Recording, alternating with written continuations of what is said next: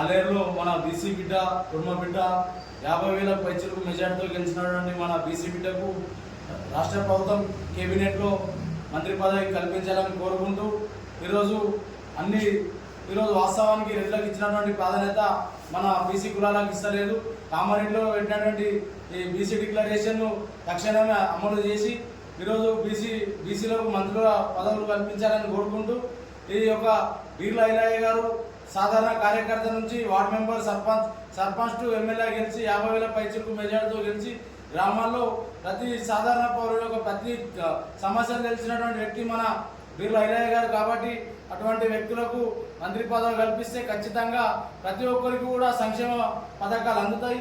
అదేవిధంగా ఈరోజు బీర్లా ఐలయ్య గారికి పశుసంవర్ధక శాఖ ఇస్తే ఈరోజు గొల్ల కుర్మలు రాష్ట్ర వ్యాప్తంగా చాలామంది డీడీలు కట్టి ఇప్పటివరకు గొర్రెలు పొందినటువంటి వారు ఉన్నారు.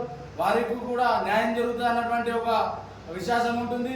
కాబట్టి ఈ యొక్క రేవంత్ రెడ్డి గారి సర్కార్ బీసీలకు న్యాయం చేస్తారని కోరుకుంటూ ఈ యొక్క మన ఆలేరు శాసనసభ్యులు ప్రభుత్వ బీర్లా ఐలయ్య గారికి తక్షణమే వారికి ఖచ్చితంగా కేబినెట్లో తీసుకోవాలి.